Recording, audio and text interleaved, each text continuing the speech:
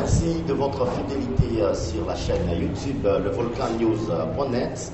Merci de vous joindre à nous pour ces nouveaux numéros de votre émission Sur la chaise. Une année 2023 électorale sur fond des crises sécuritaires en République démocratique du Congo. Un double défi attend la République démocratique du Congo pour l'année 2023. À garantir la bonne tenue des élections générales théoriquement prévues en décembre 2023, mais aussi retrouver la paix à l'est du pays.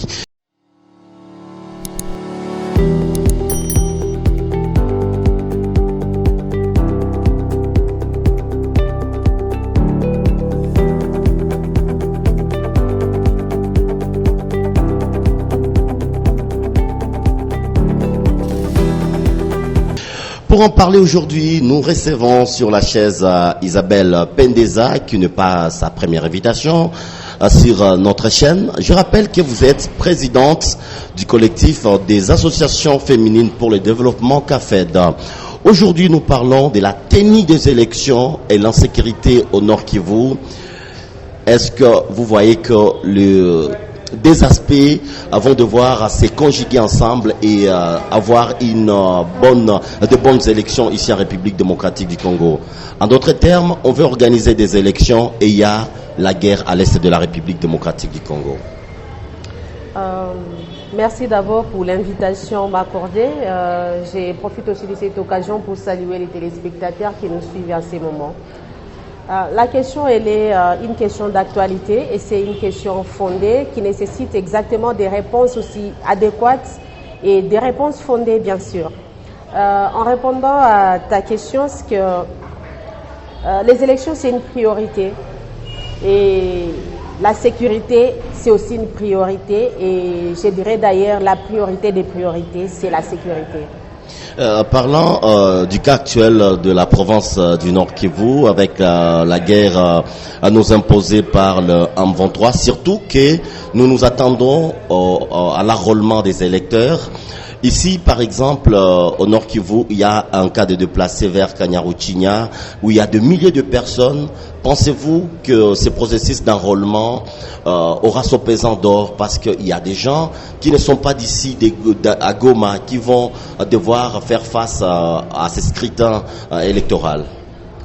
En fait, la fois passée, on a été ensemble dans l'activité d'échange entre les communautés de la province du Nord Kivu avec la CENI, qui a semblé nous présenter ce que la CENI a prévu pour l'identification et l'enrôlement des électeurs dans la province du Nord Kivu.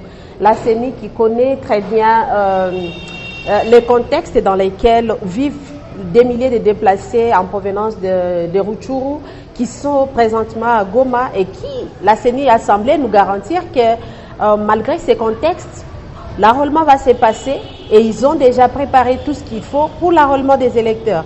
Et donc le processus électoral est déjà en cours et ils nous ont présenté leur plan, leur planification par rapport à ça. Et les questions qui ont été posées, c'est de savoir comment, parce que là où on est identifié, là où on est enrôlé, c'est là où on doit procéder aux élections. Et ils nous ont montré que c'est faisable et ils ont déjà travaillé sur ces points. Mais ma question maintenant, c'est de savoir qu'en est-il des candidats? Des candidats qui doivent battre campagne, qui doivent être à côté de leur couche, de leur base.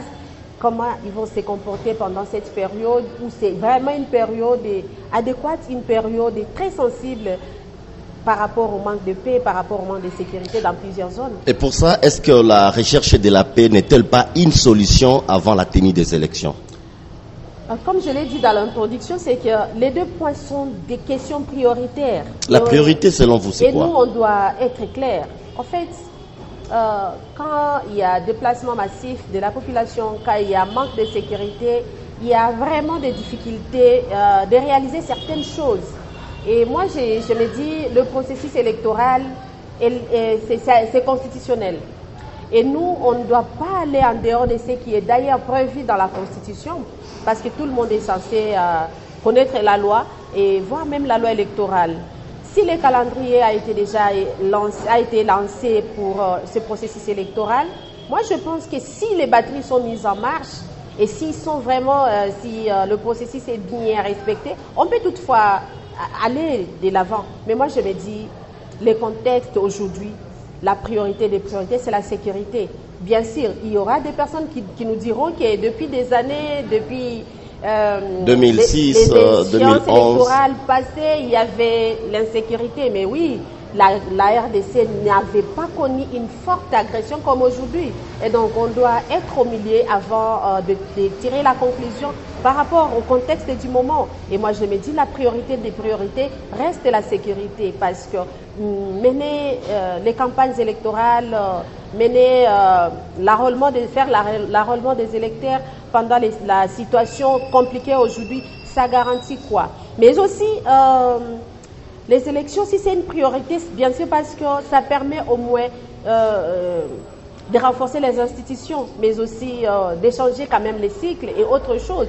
Et je pense que les deux points vraiment sont prioritaires, mais la priorité des priorités reste la sécurité. Mais il n'y a pas un délai pour arriver à cette sécurité. On ne sait pas si ça peut prendre un mois, si ça peut prendre 2 mois, si ça peut prendre 1 année, 5 ans. Et au cas où ça prenait 2 ans ou 3 ans.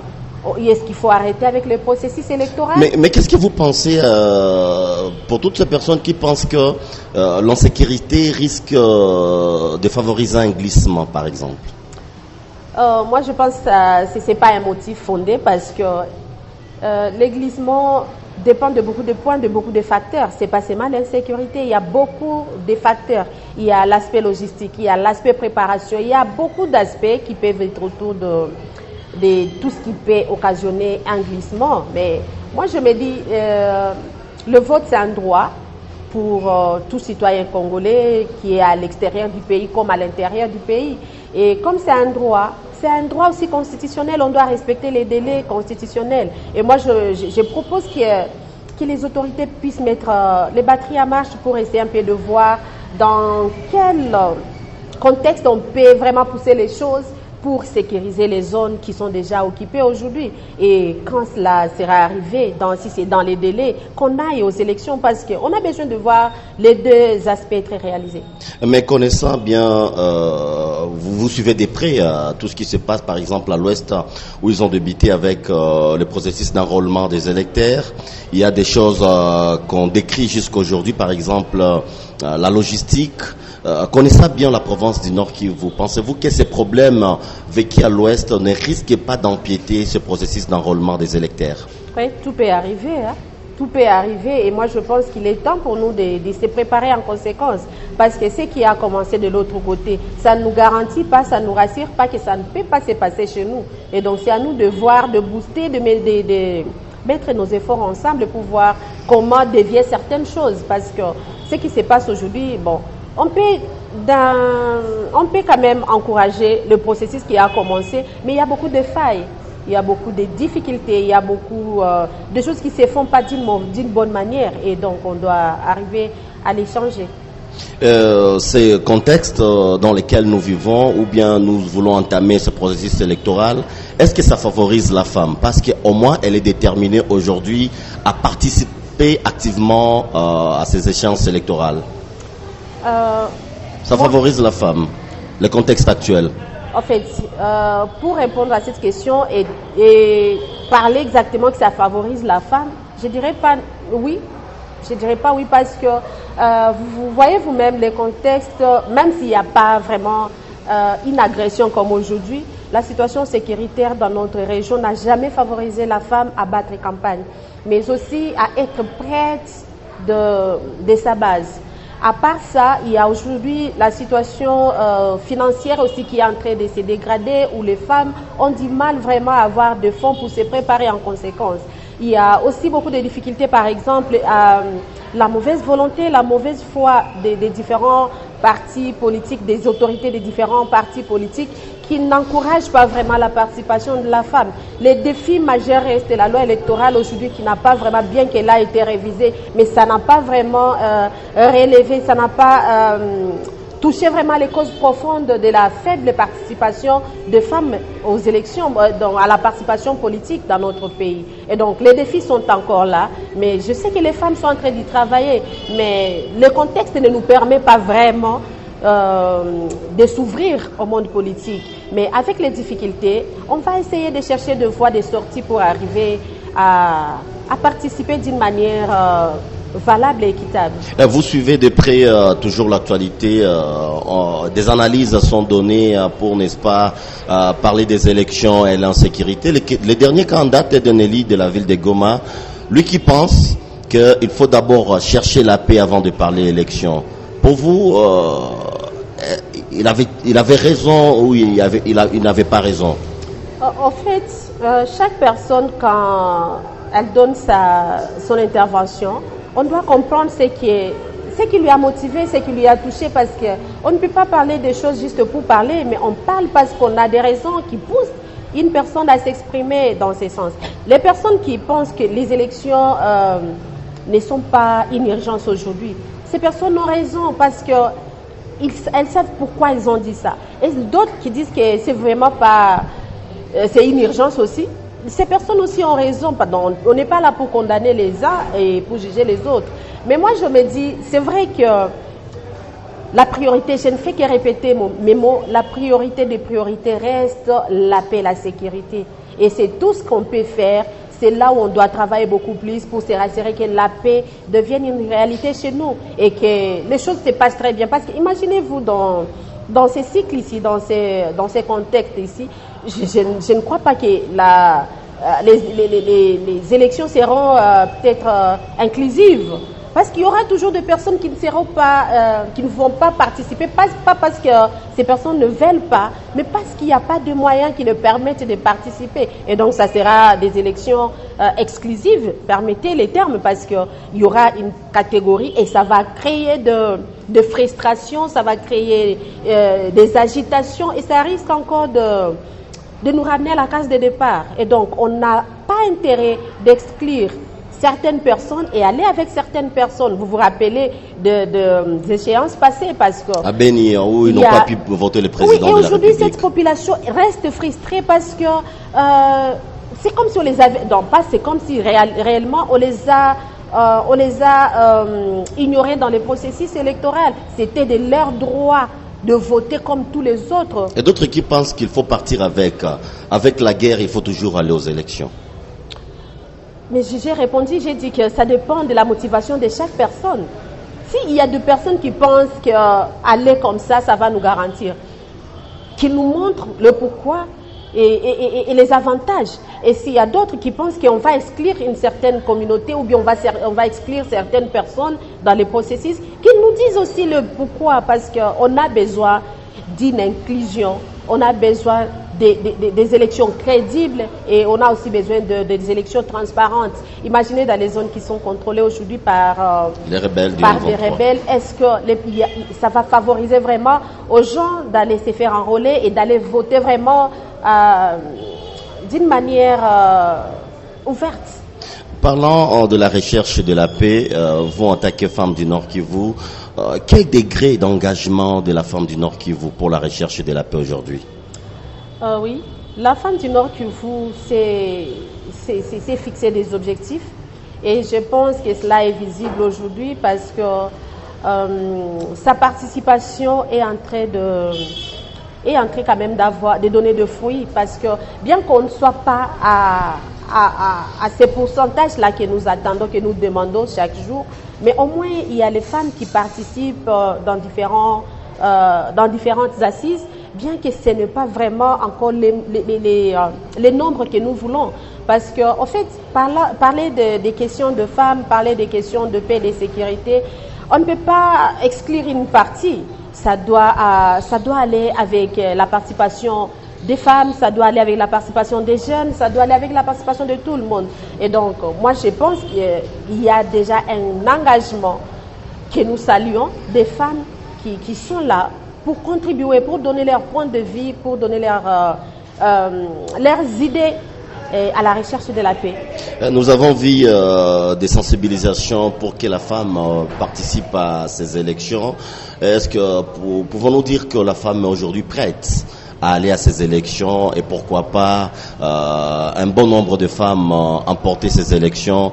Par exemple, ici à Gomassi, nous avons 5 sièges, qui ont au moins 3 femmes qui occupent 3 sièges et laisser les 2 autres aux hommes. Par rapport aux sensibilisations que vous avez menées jusque-là. Rien n'est impossible dans ces sens-là, et donc tout est encore possible. Et moi, je pense que les femmes avec ambition politique, elles sont en train de se préparer et nous savons que nous allons accompagner les femmes. Nous allons voter pour les femmes et nous allons nous rassurer d'aller jusqu'au bout de cette guerre, de cette lutte, et nous allons accompagner celles qui sont disposées à aller aux élections et se porter candidates pour les échéances électorales, mais aussi nous encourageons les femmes parce que beaucoup se disent que non, les femmes sont silencieuses, les femmes ne parlent pas, les femmes ne font rien. Il y a des actions qui sont en train d'être menées avec la base, pas seulement de les mener dans l'angle, je dirais, public, mais avec la base, il y a les femmes qui se préparent déjà pour les élections et nous, on est là pour les accompagner, on doit les accompagner. On a besoin de voir les femmes qui vont participer, les femmes qui vont se présenter et nous allons les accompagner. C'est vrai, ce n'est pas à dire que si on va accompagner une femme, c'est parce qu'elle est parfaite. Non, on ne va pas dire qu'on va accompagner une femme parce qu'elle est vraiment, elle est ange. Non, on va accompagner parce qu'avec nos propres erreurs, nous allons travailler sur nos faiblesses et nous allons accompagner nos sœurs qui seront vraiment des candidates. On va les accompagner et nous allons faire en sorte que cette lutte, à la fin des échéances, que nous puissions avoir des femmes qui vont nous représenter dans les institutions. Donc c'est un objectif déjà pour cette année 2023. Oui, c'est vraiment notre objectif et nous voulons aller de l'avant. Vous avez été dans des assises avec la CENI, ils vous ont plus rassuré sur l'enrôlement de déplacés de guerre. Comme vous êtes toujours du côté de Kanyaruchinya pour voir au moins comment les déplacés sont dans quelles conditions, pensez-vous que ce processus d'enrôlement sera une chose facile dans ces cas de déplacés? Vous savez quoi? Je veux peut-être vous décourager et peut-être aussi décourager nos téléspectateurs. Parce que pour quelqu'un qui vit dans une situation je dirais inhumaine aujourd'hui dans les sites des déplacés, dans les camps des déplacés, quand il y a, par exemple, la personne est affamée et il y a la CENI qui vient identifier, la personne va aller chercher quoi comme priorité? C'est de quoi mettre sous la dent. Ce qui risque de retarder le processus. Oui, ça va retarder parce que les personnes ne trouvent pas comme une priorité. Leur souhait, c'est de voir la situation changer, c'est de voir la sécurité dans leur zone et que les personnes puissent rentrer dans leur milieu. Et après, les personnes peuvent s'enrôler, s'identifier. Mais aujourd'hui, vraiment, quand on a essayé d'échanger parce qu'on a sensibilisé certaines personnes dans les sites des déplacés, vous sentez vraiment que pour ces personnes, l'enrôlement n'est pas une urgence. Et donc, l'urgence pour ces personnes, c'est le retour de la paix, que les gens rentrent chez eux et puis ils vont s'enrôler dans leur milieu. Face à nos caméras pour 2 petites questions, Madame Isabelle Pendeza. La tenue des élections et la recherche de la paix, quelle est la priorité selon vous? La paix, rien que la paix, ça reste la priorité. Et donc, comme vous dites la recherche de la paix avant la tenue des élections, là vous êtes d'accord avec le député Hubert Fourgouta qui pense qu'il faut rechercher la paix avant les élections? Les 2 points peuvent aller ensemble, comme je l'ai dit. Et moi, je ne partage pas mon point de vue avec le point de vue de l'honorable Hubert Fourgouta parce que je ne connais pas ce qui lui a motivé de dire ça. Il a sa motivation, il peut avoir ses raisons, il a ses raisons qui sont fondées à lui. Et moi, je parle en tant que moi, personnellement, la paix reste la priorité. Et rien d'autre ne peut primer au-dessus de la paix. Mais on peut aller avec les 2 au même moment. On peut chercher la paix en organisant les élections. Donc, tout est possible. Madame Isabelle Pendeza, je rappelle ici que vous êtes présidente du collectif des associations féminines pour le développement CAFED. C'est un plaisir pour nous de vous recevoir pour parler de la République, surtout avec la tenue des élections et l'insécurité persistante en province du Nord Kivu. Nous disons merci de répondre à notre invitation. Merci aussi pour l'invitation, merci aussi pour les téléspectateurs. Très chers téléspectateurs, on se retrouve à la prochaine pour un autre numéro. Abonnez-vous à notre page, abonnez-vous à notre site internet. On se retrouve à la prochaine pour un autre numéro. Portez-vous bien.